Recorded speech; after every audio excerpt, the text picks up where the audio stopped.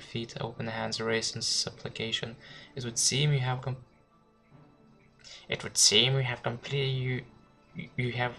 completed your apprenticeship to me after all, Namira declared. I shall grant you your request. Bill was overjoyed. I grant you the power of disease. You may choose to be afflicted with any disease you choose, changing them at will, so long as there's visible symptoms. However, you must always bear at least one. I grant you the power of pity. You may evoke pity in anyone that sees you. Finally, I grant you the power of disregard. You may cause others to disregard your presence. How horrible. Bill was aghast. These were not boons from which a fortune could be made. They were curses, each awful in its own right, but together they were unthinkable. How am I to make my fortune and forge a name for myself with these terrible gifts? As you begged at my feet for 33 days and 33 nights, I shall you now beg for your fortune in the cities of men. Your name will become legendary among the beggars of Tamriel. The story of Vidal, the prince of beggars, shall be handed down throughout the generations. It was as Namira predicted. Where's the quotation mark? It was as Namira predicted. Vidal was an irresistible beggar. None could see the wretch without desperately wanting to toss a coin at the huddled form. However, Vidal was also discovered that the power of disregard gave great access to the secrets of the realms. People unknowingly said important things where Vidal could hear them. Vidal grew to know the comings and goings of every citizen in the city. To this day, it is said that if you really want to know something, go ask the beggars. They have eyes and ears throughout the cities. They know all the little secrets of the daily lives of its citizens. This is kinda a twist story. The Book of Daedra. You think that it's gonna be like Robin Hood type of story?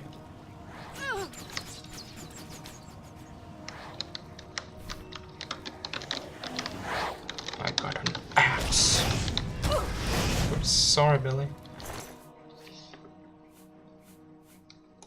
But it turns out quite differently. Oh, what do I have? What type of things do I have here? Alembic. Not what I need. Another one. Thief of Virtue. Let me tell the tale of the Thief of Virtue. In the land of Hammerfell, in the city of Such, there lived a baron who was quite wealthy. He was a noted collector of rare coins. The baroness, Veronique, found the whole thing quite tedious. However, she did appreciate the lifestyle that the baron's wealth provided. Ravius Tyrannus was a noted thief. He claimed to be a master thief in the mythical Guild of Thieves. However, that was most likely just braggadocio. The only known thieves' guild was wiped out over 450 years ago. What year is this now? Ravius decided that the baron should share his wealth. Specifically, he should share it with Ravius. The wily thief crept into the baron's castle one night, intending to do just that. The walls of the castle were noted for their height and escapability. Ravius cleverly used an arrow of penetration to fix a rope to the top of the battlements. Once on the battlements, he had to evade Baron's guards by hiding in the shadows of the crenellations. He was able to work his way to the keep undetected. Entering the keep was child's play for a thief of his caliber. However, a cunning lock with no less than 13 pins protected the private quarters of the Baron. Rapius broke only 9 lockpicks to open it. Using only a fork, a bit of string, and a wineskin, he disabled the 7 traps guarding the Baron's coin collection. Truly, Ravius was a master among thieves.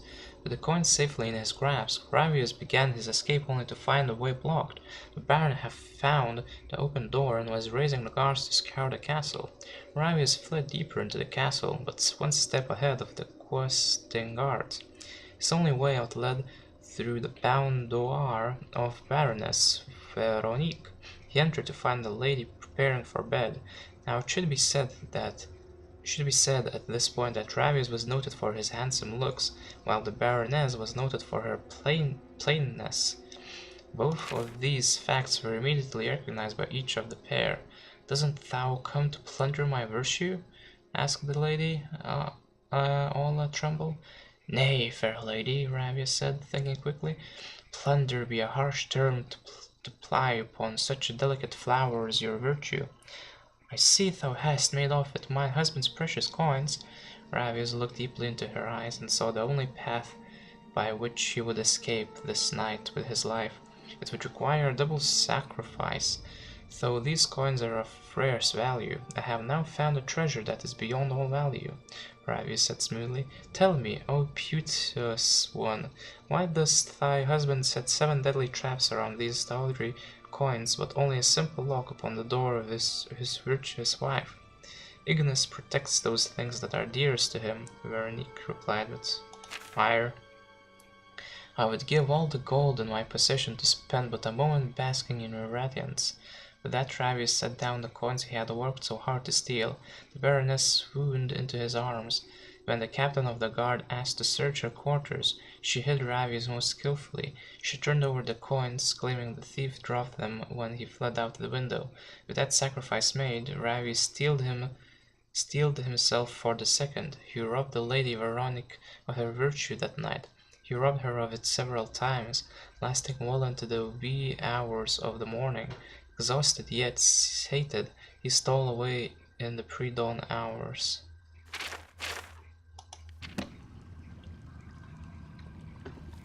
That horrible witch, she gave back the coins. We could have escaped, together from the husband. The Book of Daedra. Oh, it just explains. Okay, sure, I'm interested. I barely know any Daedra, like what they are. The Book of Daedra. These are excerpts from this lengthy tome describing the nature of each of the Daedra. Azura, whose sphere is dusk and dawn, the magic in between realms of twilight, known as Moonshadow, Mother of the Rose, and Queen of the Night Sky. It doesn't really explain anything about them though, so that's kind of bad. Oethia, whose sphere is deceit and conspiracy, and the secret plots of murder, assassination, treason, and unlawful overthrow of authority. Clavissus Vile, whose sphere is the granting of power, and wishes through ritual invocations and pact. Hermeos Mora, whose sphere is scrying of the tides of fate, of the past and future as read in the stars and heavens, and in whose dominion are the treasures of knowledge and memory. Hircine, whose sphere is the hunt, the sport of Daedra, the great game, the chase, known as the huntsman and the father of man-beasts. Malakath, whose sphere is the patronage of the spurned and ostracized, the keeper of the sworn oath and the bloody curse. Melchron's Dagon, whose sphere is destruction, change, revolution, energy, and ambition. Destruction. Mephala, whose sphere is obscured to the mortals, known by the names Web Spinner, Spinner, and Spider, whose only consistent theme seems to be interference in the affairs of mortals for her amusement. Meridia, whose sphere is obscured to mortals, who is associated with the energies of living things. Malag Baal, whose sphere is the domination and enslavement of mortals, whose desire is to harvest the souls of mortals and to bring mortal souls within his sway by spreading seeds of strife and discord in the mortal realms. Namira, whose sphere is the ancient darkness, known as the Spirit Daedra, ruler of sundry dark and shadowy spirits, associated with spiders, insects, slugs, and other repulsive creatures which inspire mortals with an instinctive revulsion. Nocturnal, whose sphere is the night and darkness, who is known as the Night Mistress. Perit, whose sphere is the ordering of the lowest orders of Oblivion, known as the Taskmaster. Sanguine, whose sphere is hedonistic revelry and debauchery, and passionate indulgences of darker natures. Sheogorath, whose sphere is madness, and whose motives are unknowable. Varenima, whose sphere is the realm of dreams and nightmares, and from whose realm issues forth evil omens. 1, 2, 3, 4, 5, 6, 7, 8, 9, 10, 11, 12, 13, 14, 15, 16. I guess when we say like by the nines, maybe only 9 of these are.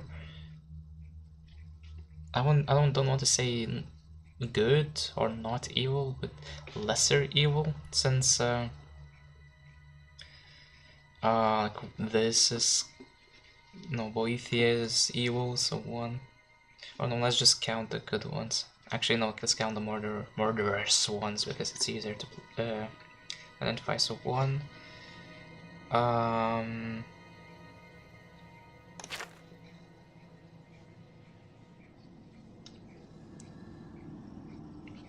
Bloody curse. What does that mean? 2.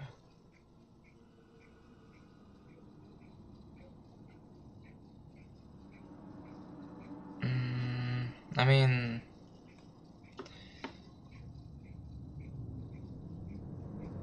three.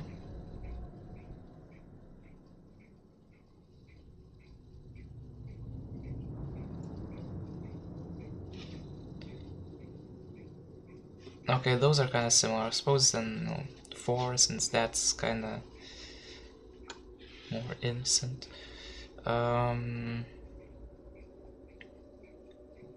I don't really understand this. A little Oblivion, maybe that's no bad thing. Porchery.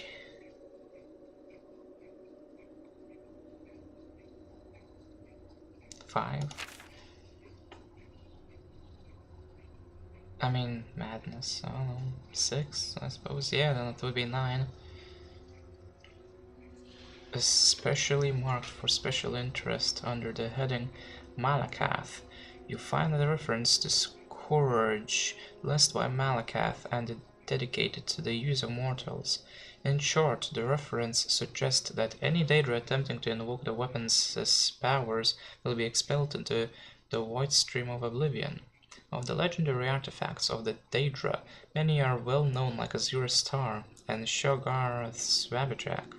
Others are less well known, like Scourge, Macon's Hammer, Bane of Daedra. I think Bane is the sword, Wabbajack is that staff. Like, I mean, at least in Skyrim it changes.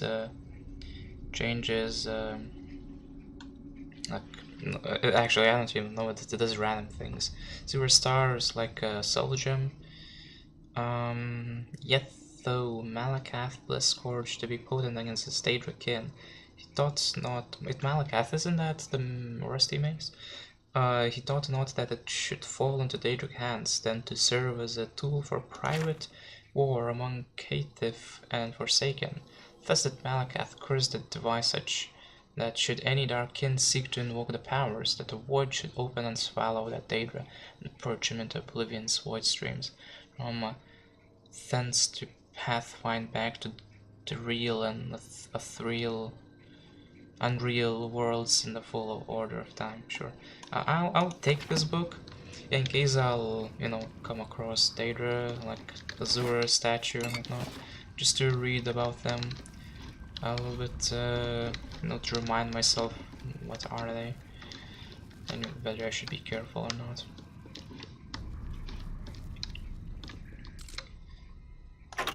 Auto attempt. No, thank you.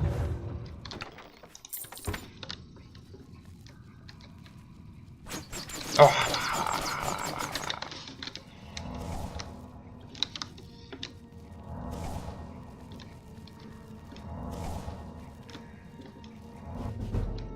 The secret energies of the human body have not surrendered their mysteries easily to you. You are now a journeyman of the restoration and can cast journeyman level restoration spells. Okay. Should probably get a better spell then. Shouldn't I?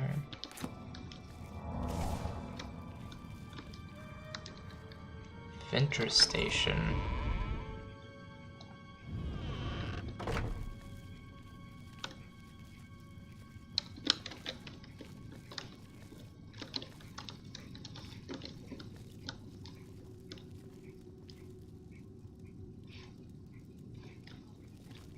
Torture room. Oh, one of those again.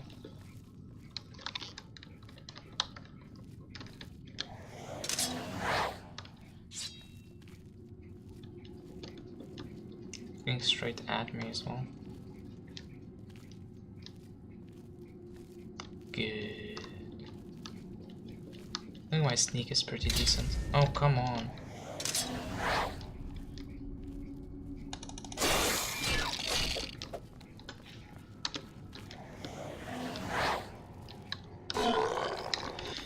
Let's just kill this dude and then... No, no, no, no, no, no, no, no. Oops.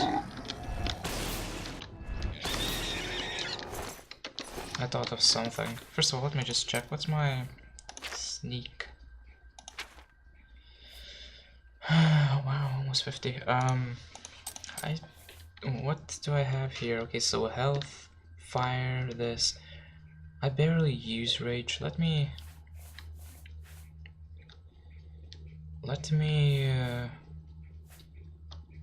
I use zombie quite a lot.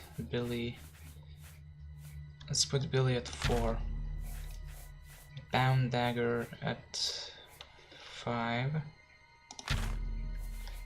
Then probably defense, since I use that sometimes.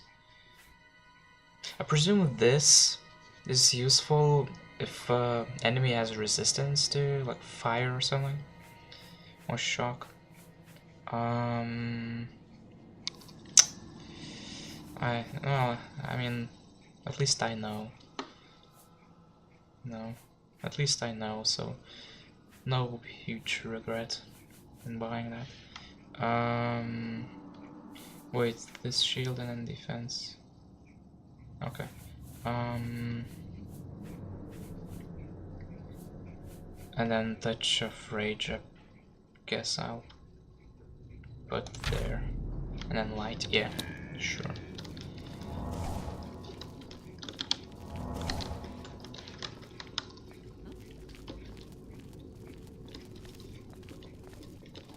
Yeah, easier access, oh no. Now, yeah, I need to get used to it. Ah, my face is burning. I'm supposed to be impressed. I don't know why would you be impressed.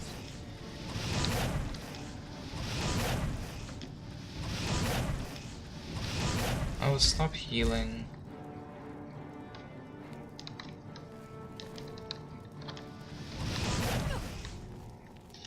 What's that yellow thing? Is it like the deck flag? No, wait, I think that's purple.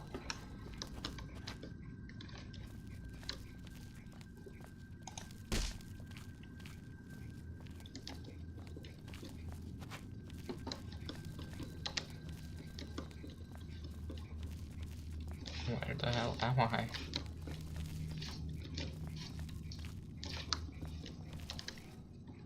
Oh crap, I'm not sneaking.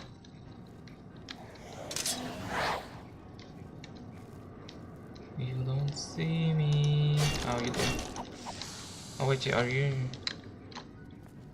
Okay. Who? What?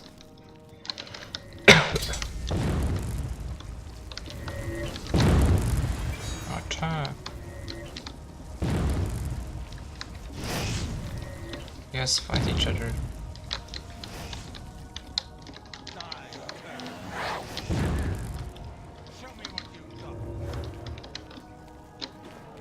Let me... Don't run away. Oh. I don't think shop. Okay.